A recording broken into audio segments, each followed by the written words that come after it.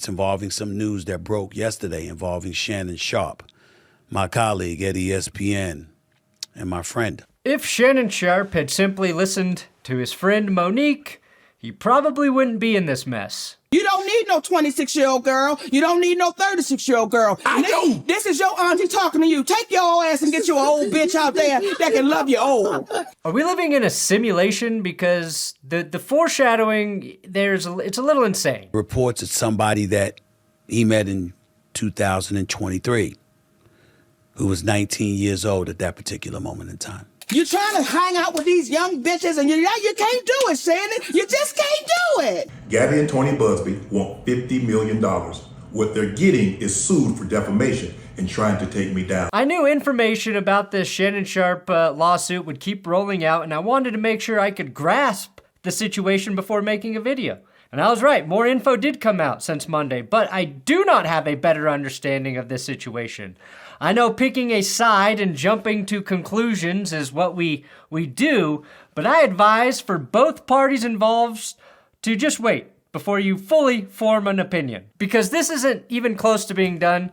Last week, it was reported that Shannon Sharpe's contract with Colin Cowherd's podcast/YouTube network was up, and that Sharpe, who built massive audiences with his YouTube channels Club Shay Shay and Nightcap, could ink a $100+ million deal. Everything seemed to be going perfectly for Shannon Sharpe and his trajectory of his career. But then that pesky lawyer, Tony Busby, who represented the 20+ women who accused Deshaun Watson of sexual misconduct, came out of the woodworks and filed a massive $50 million lawsuit against Sharpe with very serious allegations. Alleges that Sharpe committed assault, sexual assault, battery, and sexual battery. TMZ released weird, if not disturbing, audio clips of Sharpe. There's an alleged sex tape of the non-consensual encounter that Sharpe's team insists has been edited.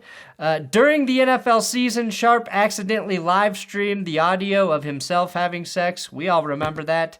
Today, I'll break down the details of this lawsuit and try and ask some of the bigger questions about this situation and what it means for Shannon Sharpe.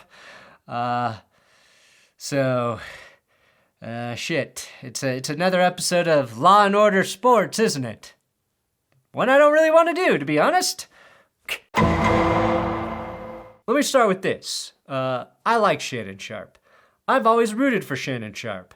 He played a high level of football on my favorite football team, the Broncos. His entire career has been something I've admired because he's so good at what he does when he's on TV or YouTube.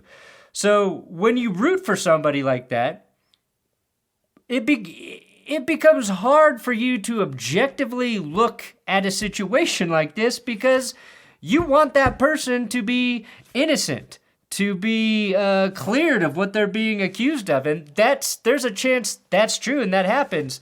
But I will say, this one, not easy for me to do, and it sucks. That said, I think the person who did the best job articulating and discussing the severity of these accusations in terms of what it means for Shannon Sharpe, for the accuser, for ESPN, and I think how many of us feel is actually Stephen A. Smith. Even though I got love and respect for Shannon Sharpe, and I'm sincerely hopeful and prayerful that he is completely innocent of the allegations that have been levied against him, I can't sit here and speak to his innocence or guilt from a knowledgeable place because I have nothing to do with this. I haven't seen anything. I don't know anything. I don't even know this person. I know what the reports say. I know the reports, the things that have been reported on a multitude of outlets, from the AP to the New York Post to Forbes to TMZ and everything in between. I mean, I can't even count the number of publications that have talked about it or written about it, networks, etc. It's all over the internet. It's everywhere. The only thing I'm certain about in this case is that the relationship between Shannon Sharpe and this woman, Gabriella Zuniga, is strange. TMZ released multiple audio clips of Shannon Sharpe saying he would choke her.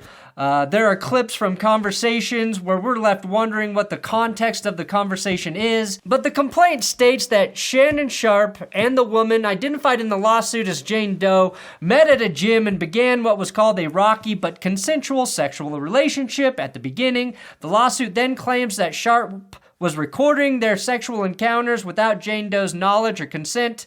I think we all remember the Instagram live stream incident in which Sharpe was having sex, and we all heard the audio live from his Insta account, and that incident is unrelated to this one. That was with a different woman, and in reference to that Insta live stream, Sharpe claimed he was hacked initially, then later apologized on his nightcap and said he made a mistake, hit his phone or whatever. So here's the big crux of the lawsuit. In October 2024, Jane Doe claims she cut off all communication with Sharpe, but says he pursued her relentlessly, which eventually culminated in 2 instances of violent sexual assault in Las Vegas. According to the suit, there was also a 3rd incident in January 2025 that involved unprotected sex that carried on despite her pleas for him to stop.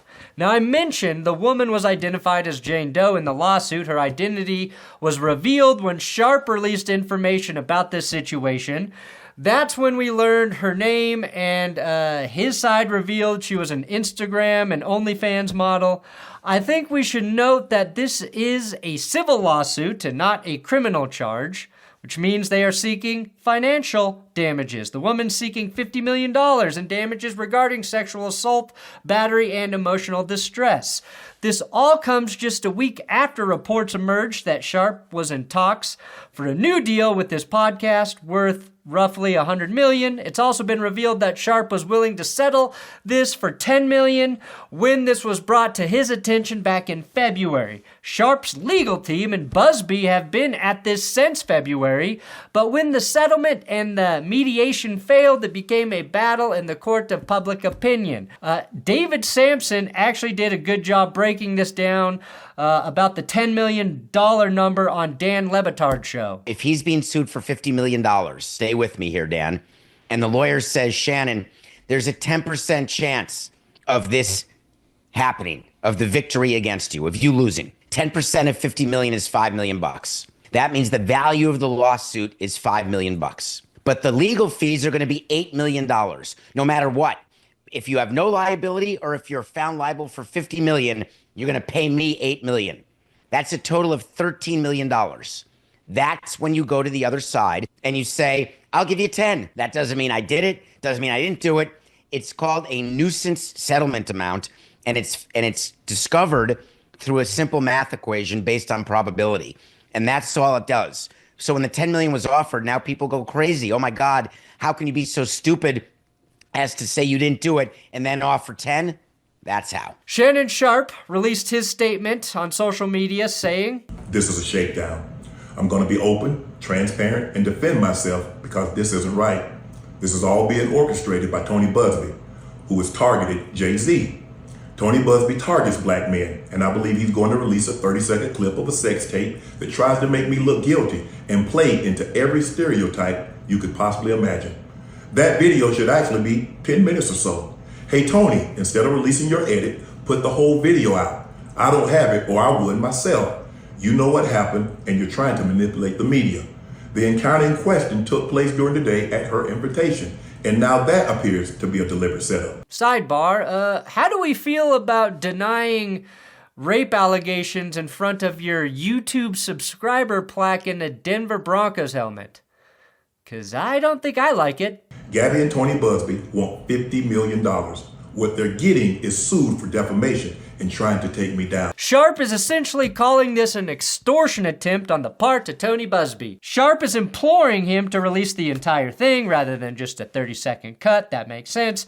Sharpe doesn't have the full 10-minute tape himself, and it sounds like it's only in possession of the Busby camp, so I would not anticipate that full tape getting released. All I can say in this scenario is I think we get into very strange territory if a 30-second clip from your sex performance could make you look guilty. Sharpe's lawyer, Lanny J. Davis, also released a statement. Davis called the lawsuit a blatant and cynical attempt to shake down Sharpe for millions of dollars, and called the claims lies, distortions, and misrepresentations.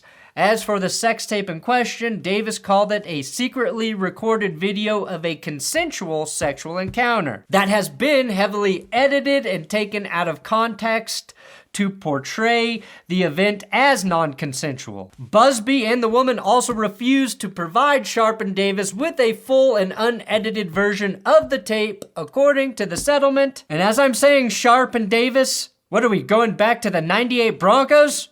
All right, sorry, maybe that's a very bad time for a joke. If they go to court, there will need to be a full version of that tape for the judge or whoever to make a educated decision on what the hell actually happened. The statement also provides a list of those texts between Sharpe and the woman, and I'm not going to read them all, okay, because I don't want YouTube to take my channel down. But I would like to note I'm just now learning about terms like baby gravy. It's one of those things I wish I'd never heard, but will continue to have rattling around in my head until I die. Someone please hit me with the Men in Black mind eraser immediately. But the texts are being used to paint this relationship in a consensual light that essentially they believe wholeheartedly that this is a blackmail attempt. There are also a lot of texts that imply the woman wanted Sharpe to get her pregnant, which apparently did not happen. They were also released to illustrate the violent nature of their sexual relationship or dominant/subservient relationship. So I fully understand why these texts were released. Sharpe's camp is essentially launching their nukes in response to the claims made in the lawsuit. Going on the offensive to defend himself, I completely understand where Shannon Sharpe is coming from. On the other hand, when his legal team issued out the press release on X yesterday, they mentioned her name and they revealed some of those explicit text messages. That was uncomfortable. And I don't know if that's a strategy that would work. And while I roasted Stephen A. week ago for his LeBron and Bronny bullshit on ESPN, I actually think this is where Stephen A. is at his best. I think he conveyed how he was torn on the situation, something I, as a longtime Shannon Sharpe supporter, also feel. And I encourage you to listen to Stephen A.'s full 20-minute discussion. But I spoke to him, and he emphatically proclaims his innocence. According to Mr. Busby, his client emphatically proclaims his guilt. So where does that leave us? I'd love to tell you that I know the answer to that question, but I don't. In my perfect world, he moves on. And somehow, some way, we find this all to be false. But it doesn't seem like that's the way things are about to go down, considering who Mr. Busby is and how emphatic his client is proclaiming that she is right and she's telling the truth. I think we're all mature enough to understand that taking either side in a lawsuit before all of the facts emerge is a fool's errand. And I will not be doing that. I refuse to incriminate Shannon Sharpe, and I refuse to dismiss the claims made against him. I've listened to the clips, and without full context, I can't decipher if Shannon is making serious threats or if these conversations were part of their weird sexual dynamic. My only true conclusion is this is about to get worse for both Shannon Sharpe and the accuser. As always, it's a complete wait-and-see situation. The Deshaun Watson lawsuit was, at least in the public eye, seen as a cynical cash grab, and of course those claims then turned out to be very well corroborated by almost 24 women. I'd also be remiss not to mention the Jay-Z lawsuit, which I brought up earlier, but that lawsuit was dismissed and Tony Busby got hit with an extortion suit in response. That's why it's key to let this play out. Busby's reputation, not great. That doesn't help the alleged victim or any victims moving forward. But also, having audio clips telling a woman you would choke her, that's bad, regardless of the context. I also spoke to co-chairman of Disney, the boss, Jimmy Pitaro, who made it very, very clear we are taking this matter very seriously. And once we gather as many facts as we possibly can, we will go from there. The more that comes out from Sharpe's side, the worse this will look for the defendant. The more that comes out from the defendant's side, the worse this is going to look for Shannon Sharpe. What I do know is Sharpe's reputation, even if he is cleared, let's say he is fully cleared, his reputation will never be the same after this. You've got other famous people calling him out for dating young women, questioning his entire sex life. You've got Sharpe at the very least demonstrating terrible judgment. All I hope is that we get a full and accurate picture painted for us, and that clarity is provided, but that almost never happens, and I hate that this is where we are as a society. You can objectively look at all of this and arrive at two very different conclusions, and that is unfortunate. Will and I will be live streaming the NFL draft, the first round, Thursday night, so indigestion. Come back to this YouTube channel tomorrow for actual football and sports talk during the draft.